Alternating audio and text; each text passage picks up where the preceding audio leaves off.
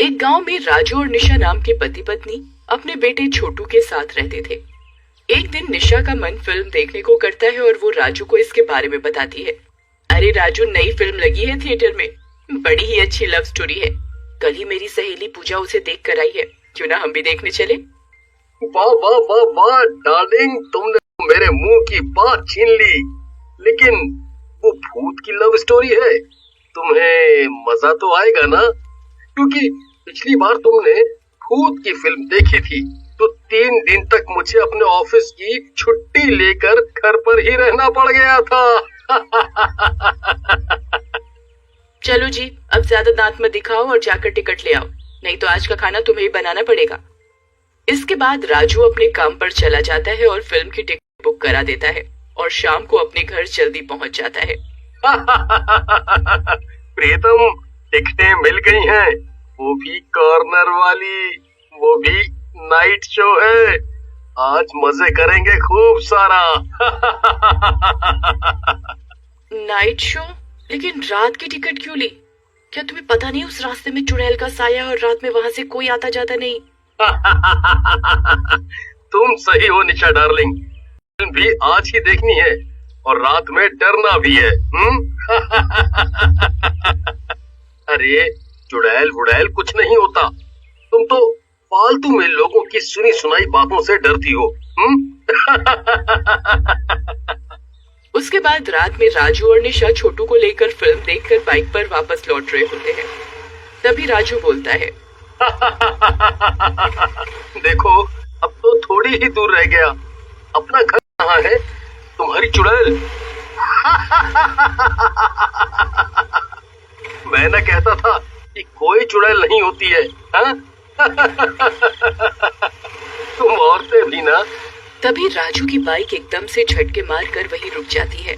इस बात पर निशा को गुस्सा आ जाता है।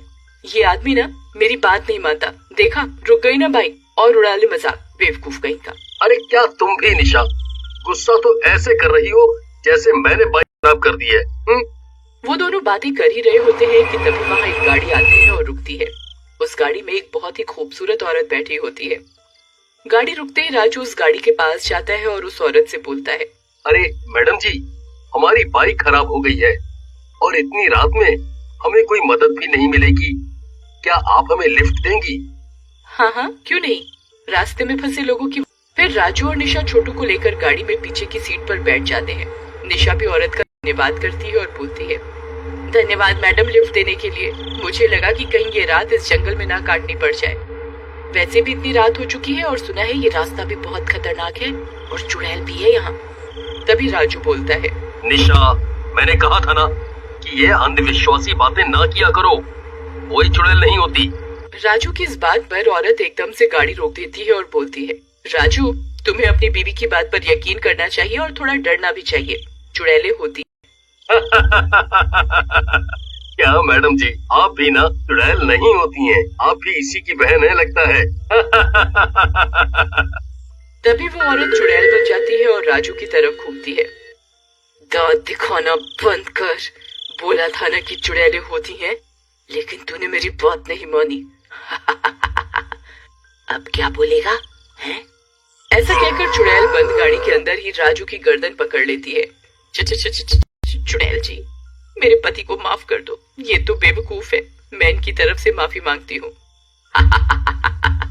निशा, कमान से निकला तीर और जबान से निकली बात कभी वापस नहीं आते। ऐसा कहकर चुड़ैल राजू की गर्दन तोड़ देती है। राजू वहीं मर जाता है। ये देख निशा चुड़ैल को अपने हाथों से मारने लगती है। नास बेटी चुड़ैल, तूने ये क्या किया? ये मेरे पति हैं, इनकी जान ले ली। तेरे पति को ही मुझसे मिलना था, सो मैं आ गई। अब तू भी जा उसी के पास। ऐसा कहकर चुड़ैल निशा को भी मार डालती है। तभी उसकी नजर छोटू पर पड़ती है। ये तो बच गया, लेकिन जाने क्यों इसे मारने का मन नहीं कर रहा। क्या करूं? इसका मासूम चेहरा देखकर मारा नहीं जा रहा मुझसे। ऐसा कहकर चुड़ैल गाड़ी से उतरती है और छोटू को गोदी में लेकर चली जाती है। इधर गांव वालों को अगले दिन राजू और निशा की लाशें उसी रास्ते पर पड़ी मिलती हैं। अरे ये लाश तो अपने गांव के रजुआ की है और दूसरी तो उसकी बीवी की है, लेकिन कौन मारा इनको इस तरह से? अरे कौन मारा होगा? वही चुड़ैल मारी होगी, और कौन मारेगा? लेकिन इन दोनों के एक तो बेटा भी था, वो कहाँ गया? अरे गया होगा कहीं भाई, मार के खा गई होगी डायन। हम तो कहा थे ये रास्ता बंद कर दो, नहीं तो किसी और का भी पूरा घर खा जाएगी ये दुष्ट चुड़ैल। फिर गांव वाले उस रास्ते को दोनों तरफ से बंद कर देते हैं, जिसके कारण उस जंगल और रास्ते पर कोई नहीं जा पाता। उधर चुड़ैल भी छोड़, धीरे धीरे समय बीतने लगता है और छोटू भी बड़ा होने लगता है। एक दिन चुड़ैल छोटू से बोलती है, छोटू बेटा, मैं तुमसे इतना प्यार करती हूँ, तुम्हारा इतना ध्यान रखती हूँ, लेकिन तुम मुझसे बहुत कम बात करते हो। क्या बात है? क्या तुम्हें अपनी माँ पसंद नहीं है? इस बात पर छोटू पहले तो थोड़ी देर चुप रहता है, फिर बोलता है, नहीं माँ, ऐसी कोई बात नहीं। मैं तुमसे क्या बोलूं, रोज तो मैं तुम्हारे साथ ही रहता हूँ, इसलिए मैं क्या बात करूं? कोई बात भी तो नहीं है करने के लिए। मैं अकेला ऊब जाता हूँ जंगल में, मुझे भी दुनिया देखनी है, लेकिन आप मुझे जाने नहीं देती, न जाने क्यों।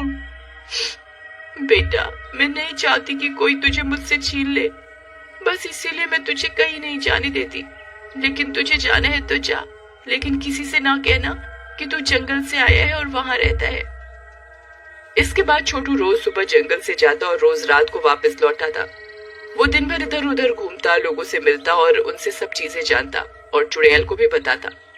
फिर जब एक रात चुड़ैल सो रही होती है, छोटू उठता है और उसकी चारपाई की तरफ बढ़ता है और एकदम से छोटू मंत्रों का जाप करने लगता है। ओम ह्रीं क्लीं, ओम ह्रीं क्लीं, ओम ह्रीं क्लीं। मंत्रों का जाप सुनकर चुड़ैल जाग उठती है। ये क्या कर रहा है छोटू? ये सब क्या? लेकिन छोटू उसकी बात नहीं सुनता और मंत्र पढ़ता रहता है। तभी वो चुड़ैल के ऊपर धागा फेंकता है। चुड़ैल उस धागे से बंध जाती है। ये क्या है छोटू? ये तूने किस चीज से बांध दिया? मैं इसे खोल नहीं पा रही हूँ।